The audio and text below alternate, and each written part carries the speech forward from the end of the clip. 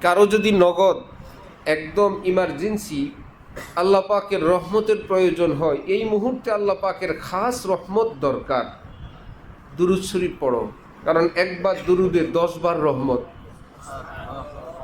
তুমি আছো মুসিবতে, তুমি আছো সংকটে, তুমি আছো বিপদে, আল্লাহ পাকের রহমত এটা তো একটা শিরোনাম, একটা প্যাকেজ। এই রহমত মানে কতগুলো সওয়াব সেটা না, এই রহমত মানে বহুমুখী আল্লাহ পাকের রহমতের সমষ্টির নাম কি? রহমত।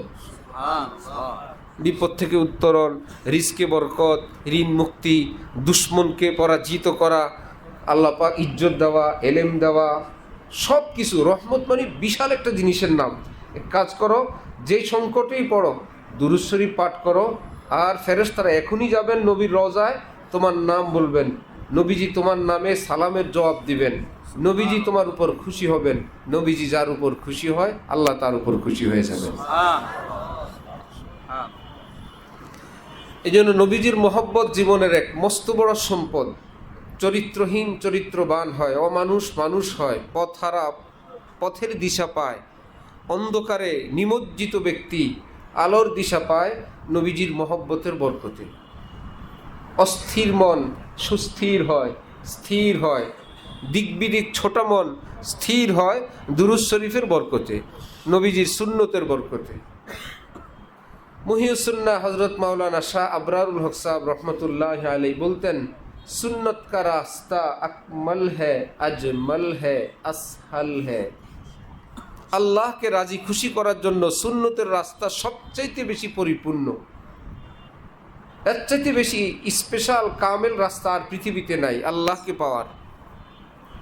আজমল হ্যায়, এর চাইতে সুন্দর রাস্তা আর নাই।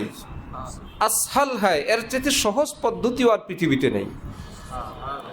তাহলে হযরত ওয়ালা করাচি বলতেন যে নকশে কদম নবী কে হ্যাঁ জন্নত কে রাস্তে, আল্লাহ সে মিলাতে হ্যাঁ সুন্নত কে রাস্তে।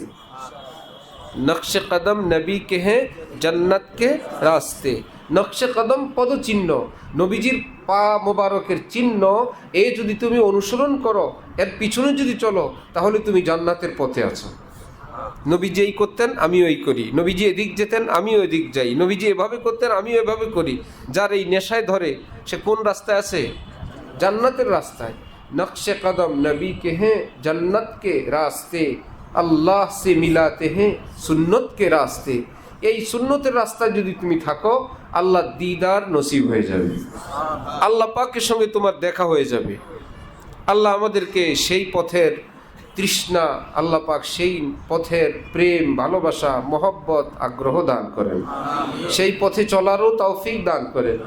यहाँ तो एक पैगाम जुनू पहुँचा है मस्तू को, उन्हीं से पूछिए दुनिया जो दुनिया को समझते हैं।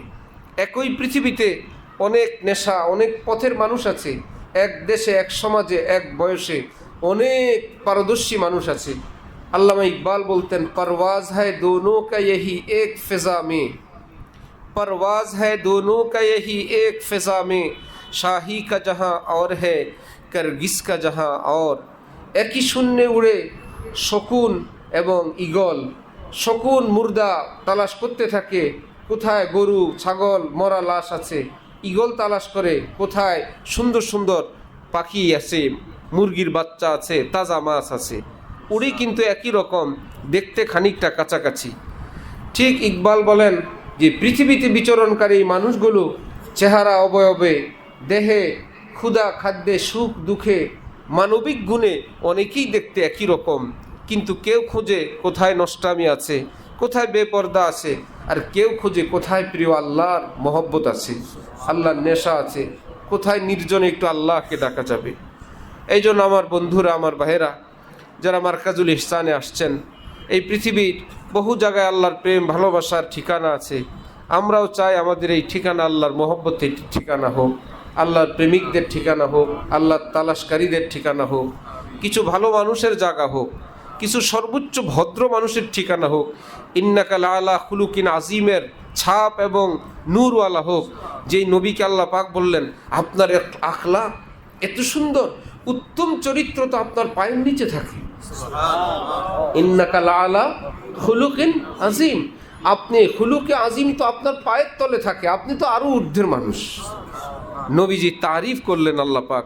সে আখলাক শুধু নামাজে না, শুধু রোজায় না, চাল চলনে, ভাষায়, পরিচ্ছন্নতায়, ভদ্রতায়, নিজের সহপাঠী, সহকর্মী, প্রতিবেশী সবার সঙ্গে যতটুক সম্ভব সদাচার, ভদ্র ভাষা, সুন্দর নম্র ভাষা, আরেকজনের হকের খেয়াল রাখা, সম্মানের খেয়াল রাখা, নিজের ভবিষ্যৎ, নিজের কেরিয়ার গড়ায় ব্যস্ত থাকব। আল্লাহ আমাদেরকে খুব তৌফিক দান করেন। আরব দেশের রেওয়াজ আছে, দুইজনের কোনো ঝগড়া হয়ে গেলে এর মধ্যে কেউ একজন থামতে চান, আগাইতে আর চান না, হঠাৎ বলে বসবেন সল্লি আলান নবী। কি বলবে? সল্লি আলান নবী, আল্লাহুম্মা সল্লি আলা মুহাম্মদ, আল্লাহুম্মা। দুইজনের ঝগড়া, একজনে দুরূদ শরীফ পড়তেছে, তার মানে ব্রেক, আমরা আর আগাবো না, এখানেই শেষ। অথবা তৃতীয় কেউ এসে বলবেন সল্লি আলান নবী, সল্লি আলান নবী, সল্লি আলান নবী। ভাই থামো, ভাই থামো। একটা একটা রেওয়াজ, এক একটা নিয়ম।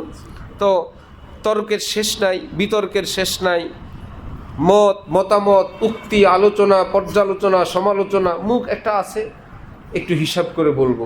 মা ইয়ালফিযু মিন কাউলিন ইল্লা লাদাইহি রাকিবুন আতীদ। যে শব্দ মুখ থেকে উচ্চারিত হবে সেটাই লেখা হবে।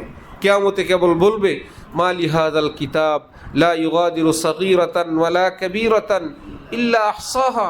আমল নামাটার কি হলো, বড় ছোট, আনন্দ খুশি সবই লিখে নিয়ে আসছে।